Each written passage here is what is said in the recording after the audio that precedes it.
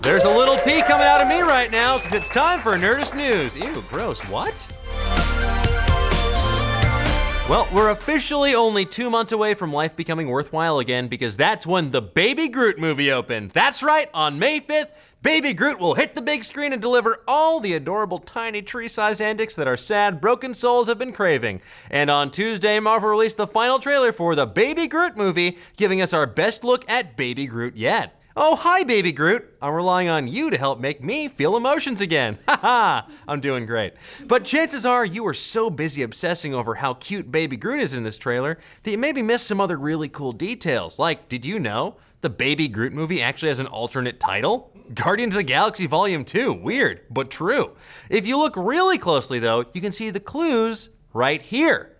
It's okay, I missed that myself the first dozen times I watched it too. But the details don't stop there. There's probably a bunch of other stuff that you didn't catch. So to help you out, we're gonna count down the top things that you might have missed in the brand new Baby Groot movie, aka Guardians of the Galaxy Volume 2 trailer. Let's start with a little planet hopping. As you probably know, Baby Groot is a member of a larger team called the Guardians of the Galaxy, and it looks like they're gonna be making quite a few stops on quite a few new planets over the course of their latest adventure. But how many exactly? Well, it can be hard to keep count since trailers tend to have little regard for continuity, but we think we've nailed it down. First, we've got the planet of the Sovereign. This is the platformy planet we've seen in every trailer since day one. It's where the Guardians take down this Lovecraftian space beast, which has been in so many trailers, we kind of think it deserves its own title card at this point. Then you have the Forestry planet, where we're pretty sure the Guardians crash land after their deal with Sovereign goes south and they sick the Ravagers on them. Now, we know that a lot of the plot of Volume 2 deals with the Guardians getting separated, and we think that this is the planet where that happens. Here we see Rocket and Groot getting captured by the Ravagers in a forest-like setting, which will then send those two off on their adventure with Yondu. And if you look closely, you can even see Yondu's whistle-controlled arrow hovering right beside Rocket's head. Meanwhile, the rest of the gang runs into Star-Lord's dad, who takes his son and his friends to his sweet single dad pad, aka himself. Weird. What? Yes, that's right. Peter Quill's dad is the human embodiment of Ego, the living planet, and he somehow lives on himself. Don't think too hard about it or your brain might explode.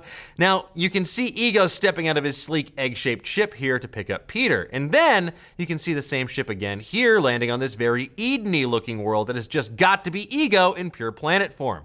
And speaking of Ego, hi Jess, we're pretty sure most of the final act of the movie not only takes place on him, but in him. Gross. Yes, this weird pulsating globe that Rocket and Star-Lord are jetpacking around appears to be Ego's heart, or whatever it is living planets need to stay alive. Fiber? I don't know. A lot of the organic material on the surface of Ego also exists here, making the connection clear. But this leads us to wonder, what exactly are the Guardians doing inside Ego? Is this a rescue mission? Are they there to destroy him? It does sync up with a scene from an earlier trailer where we see Rocket and Groot with a weapon that looks like it's about to explode. So yeah, it seems like Peter Quill might be on the verge of committing a little internal patricide. We're not sure why exactly, but signs do point to something sinister happening on Ego's surface. Look at this quick shot of Drax breaking open a door with Gamora, Mantis, and Nebula by his side, but no Star-Lord. We're guessing that this means that while Quill's getting to know Ego, the rest of the team does a little snooping around and discovers things aren't so idyllic as they first appeared. Could this even tie into the schemes of the movie's main villains? Well, it's possible. We know from a bit of previous news that Star-Lord and his dad have very different ideas about how to keep the galaxy safe. Maybe Ego's views line up with Sovereign, who believe the galaxy should be cleansed of any genetic imperfections. Or at the very least, we could definitely see the Sovereign somehow using Ego's power to carry out their galactic genocide, which leads Star-Lord to the heartbreaking realization that he has to kill his long-lost planet dad. Oh no. Luckily, the movie appears to be a little bit more than just dad murder and planet genocide, because there's a bunch of fun retro touches throughout the film that are in keeping with the first film's fondness for the late 70s and early 80s. For example, Star-Lord's monster tracker appears to be an upgraded version of the classic Mattel handheld football game from that era. And if you want to get super nerdy about it, which of course we do, it's actually the re-released version of that toy. The original version had a football logo, whereas this one has a Mattel logo. Huh. Guess James Gunn couldn't find the real deal on eBay. Do some digging, buddy. You'll also notice that Baby Groot appears to be unleashing a little of his inner E.T. We can see him chowing down on what appears to be a cupful of that other adorable alien's favorite food, Reese's Pieces. That's right, it's pronounced Pieces. Either that, or we've seen too many Stranger Things stories and that's causing us to see 80s pop culture references even where there aren't any. Other cool bits of new tech we noticed include this energy field protecting Drax as he fires his gun in the cold void of space. That may be attached to the tractor beam that's propelling him backwards. And see Gamora firing that giant arm cannon at what appears to be a downed Ravager ship, most likely the one that Nebula was chasing her down in. This cannon might be Iron Man's from Marvel vs. Capcom. It's probably just a coincidence, but hey, with Kevin Feige at the wheel, you always have to be on the lookout for intercompany synergy. Spoiler alert, it's probably not, but it does look pretty cool. And finally, back to Baby Groot. Aw, let's talk about this shot of him plugging in a speaker, providing an on-site soundtrack to whatever's going on.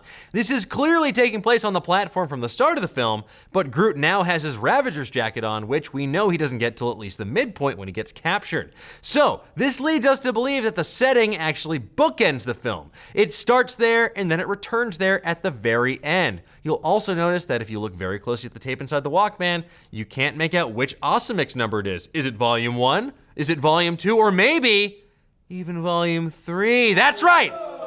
Just as the first movie ended with Peter Quill finally letting go of his mom by opening that new mixtape, we think that volume 2 could possibly end the same way, by ego gifting him a brand new mix just before he dies. At least that's what we hope happens. Well, actually, no, I like Kurt Russell. We'll find out. Besides, Peter's well into his 30s. He really needs to get some new music because, honestly, how long can you listen to the same 12 classic rock songs on repeat?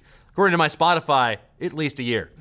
But what about you guys? How excited are you for Baby Groot and his friends, the Guardians of the Galaxy, to make their triumphant return? And are there any cool details that we missed? I hope not, but let's discuss. Hey y'all, are you ready to go a little apey? Because King Kong is back, and he's both kingier and kongier than ever. In Kong Skull Island, the colossal gorilla will go a special kind of bananas when a scientific expedition crashes his island paradise and pokes around where they don't belong.